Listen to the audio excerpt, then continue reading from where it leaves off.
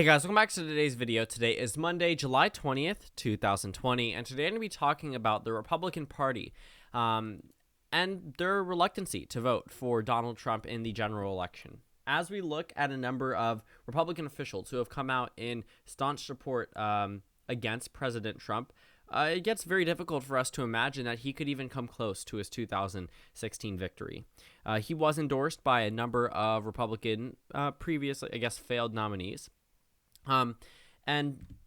Obviously that wasn't the main reason why he won the general election. But I will say the fact that there are a number of Republicans now coming out against President Trump, it makes it a lot more difficult for President Trump to actually win the election. So John Kasich is actually now prepared to speak at the Democratic National Convention. Now, this is going to be held virtually, and it's going to be held in August. So there won't be that whole, type of enthusiasm that we will see normally at a Democratic National Convention. The Republican Party, I know, is considering having an in-person convention. However, we still have to see what their entire plans are for that. But for the DNC, it seems that John Kasich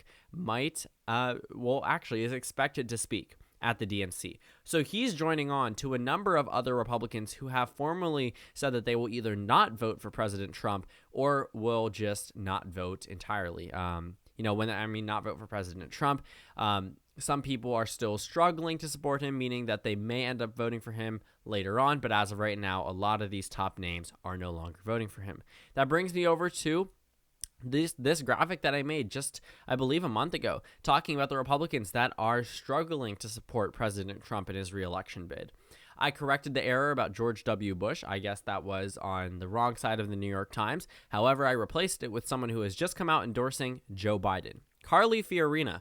I don't know if you recognize her name. I definitely do. She ran back in 2016, and I remember because she was the gray on the Real Clear Politics average, and she came into second place at 15.2% following her debate performance against President Trump. She was the first person to really attack President Trump wholeheartedly, and she gained a lot of momentum very briefly, though. That was a very short-lived campaign, and she did not end up winning a single delegate, I believe, or she might have won one. I know her name was on some of the ballots, but I don't know how far she got through the campaign. But I just recognize her name because she was a pretty notable candidate. Obviously, first of all, she was the one of the few women that even considered running in 2016 on the Republican side. She was the best performing one. I don't think she has much of a political future in terms of the presidential scale. She ran for Senate back in 2010 in California.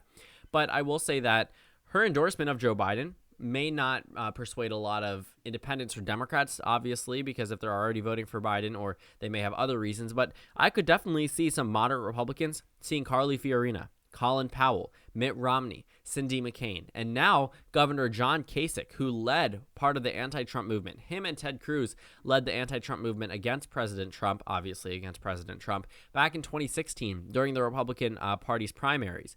And when they both dropped out, obviously Donald Trump immediately clinched the nomination. But looking at both of those candidates, they were pretty much the people that the Republicans voted for if they didn't want Donald Trump to win. They were the final three in the Republican primary, and a number of Republicans who were upset with President Trump leading, or at the time, Donald Trump leading in the primaries, voted for either Kasich or Cruz. So now that Kasich is expected to speak at the DNC, this won't change the minds of many Democratic voters, obviously. It won't change too many people on the fence in terms of independents, unless they're right-leaning independents who look up to someone such as John Kasich, a more moderate Republican. But I definitely could see this pushing a lot of anti-Trump Republicans in favor of the Biden column. You see, Biden has done something that the Hillary Clinton campaign wasn't able to do. The country over party situation, where a lot of Republicans were considering at a time voting for Hillary Clinton, but after James Comey reopened the email investigation and a number of other issues came out against Secretary Hillary Clinton,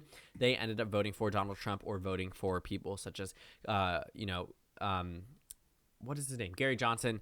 Definitely not Jill Stein, but we definitely could have seen votes for Evan McMullin. Depends on what state they were in, who they were supporting. But if we look at these Republicans backing Trump, let's take a look at the states that this could potentially impact them. Not only are these four people not voting for Trump, Absolutely. Add John McCain to the list. Looking at those who are struggling or have no comment as to whether or not they're voting for Donald Trump, if you're not explicitly supporting the incumbent president under your political party, especially with these top names, Paul Ryan, former Speaker of the House, John Boehner, former Speaker of the House, Jeb Bush, presidential candidate, 2016 frontrunner for about all of 2015, Lisa Murkowski, pretty notable senator, a very moderate Republican at that. These people are either saying they're struggling to support Donald Trump in his re-election bid, or they have no comment.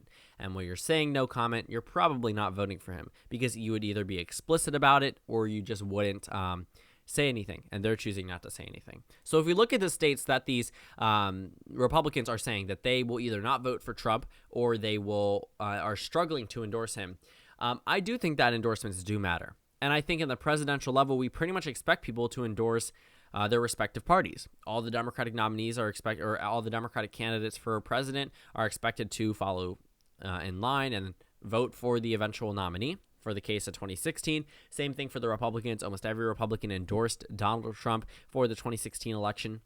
John Kasich, I'm 99% sure, voted for Donald Trump. So this is actually pretty notable that John Kasich is now speaking at the DNC. And there is actually a push for some other Republicans because of the fact that the Biden campaign is now trying to put forth an effort to have a Republicans for Biden campaign.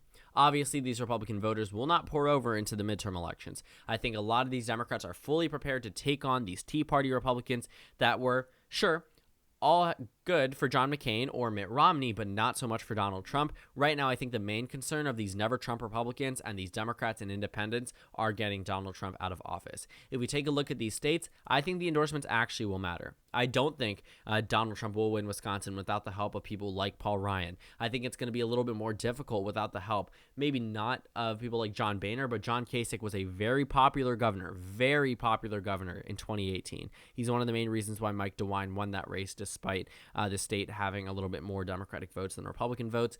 In the Senate election, absolutely. House is a little bit more contested, a little bit more right-leaning. If we look at Utah, obviously Mitt Romney's endorsement will make a difference. Mitt Romney was the best-performing Republican, I think, in the state's history. He got 75% of the vote. 3 out of 4 voters in Utah voted for Mitt Romney. In 2016, the margin dropped by over 25%, and most of those votes either went to Hillary Clinton or Evan McMullin. So a lot of those never Trump Republicans exist in states such as Utah. That's not enough to flip the state, but if Mitt Romney comes out in full support of Joe Biden, I absolutely could see Utah actually getting competitive. And I know that seems very crazy, but you'd be surprised. Crazier things have happened this year. Arizona, absolutely. Cindy McCain and the entire McCain family's not just reluctance, but active opposition to President Trump. Now, they haven't explicitly said they're voting for Joe Biden, but they pretty much put it in words saying, if I'm not voting for Trump, you know who I'm voting for, without explicitly saying it. I know that some people in the McCain family have said that they are voting for Joe Biden, but as a whole, I know they are in firm opposition to President Trump, as they should be. In the state of California, I'm saying as they should be because of President Trump's constant attacks against Senator John McCain, and it makes sense, and, obviously, family over president, right? California, I don't think Donald Trump really had any chance there, but Lisa Murkowski's popularity is fading in the state of Alaska. I think it's unfortunate for her that her opposition to President Trump is pretty much dooming her re-election chances in the primary, but she has won a write-in election before, so I will say that she definitely could win that election, but right now it looks like she's not favoring too well amongst her own constituents. But for the Republican Party to come out and actually speak, to have a Republican as notable as John Kasich. Obviously, there are former Republicans that have spoke at previous Democratic National Conventions, Democrats that spoke at the RNC. That sometimes happens. But John Kasich is a very notable name. He, I believe, ended up in 4th place in the Republican nomination back in 2016. He was one of the only firm oppositions to President Trump following numerous dropouts. He was one of the last 3 in the Republican race in 2016. Him speaking on the behalf of Joe Biden is important to note, because not only is Kasich now endorsing Biden, Carly Fiorina is as well. That could raise the questions for a number of other Republicans that may be struggling to endorse Biden now, struggling to endorse Trump now, but that's essentially code for struggling to endorse Biden, because a lot of these Republicans know if they're currently holding a seat, they very well could get primaried. If Trump wins re-election, it's going to be very bad for them if they end up endorsing Biden. A lot of them are either playing it safe by fully supporting President Trump or saying they're struggling or have no comment. But for those who are in firm opposition saying they will absolutely not vote for Donald Trump, you can guarantee that Mitt Romney in 2024 will face a primary opponent. He'll probably beat that primary opponent, but a lot of other Republicans may not be able to fare the same. If we look at a lot of Republicans in competitive House districts, they easily could be primaried. I mean, it's a very small district. Things spread pretty fast, especially if the district ended up voting for Trump in 2016 and possibly could in 2020. So a lot of these Republicans have are against Donald Trump and for Joe Biden are no longer in politics. And I think that's the issue with a lot of these Republicans. They don't want to doom their election career. They don't want to doom their possibility at running for the Senate or running for governor, Paul Ryan, running for, numerous positions that they could possibly have. Colin Powell's pretty much out. Mitt Romney's a senator in a state that really likes him. The entire McCain family is pretty much out. Jeb Bush is out. Kelley Fiorina's out. John Kasich's out, two-term governor from Ohio. So President Trump seems to be losing the support that he had in 2016 amongst those never-Trump Republicans that came around in the end, but looks like they're coming around really early for Joe Biden. So with 106 days left until the presidential election, I think that looking at all of the data we have right now, Joe Biden's lead will probably hold for the next month or so. Until we see a convention bump, which actually might not happen, it's going to be difficult for Donald Trump to actually recover from the numbers that he's underwater by. He's losing by 17 in Colorado, 11 in Virginia, 9 nationally, 8 in Pennsylvania, 7 in Florida, 1 in Georgia. All of these states, every single state from Georgia upwards voted for Donald Trump in 2016, with the exception of New Hampshire, Nevada, Minnesota, Virginia, Maine, New Mexico, and Colorado. So pretty much up here where it's pretty much hit double digits, those all voted for Hillary Clinton, but by narrow margins.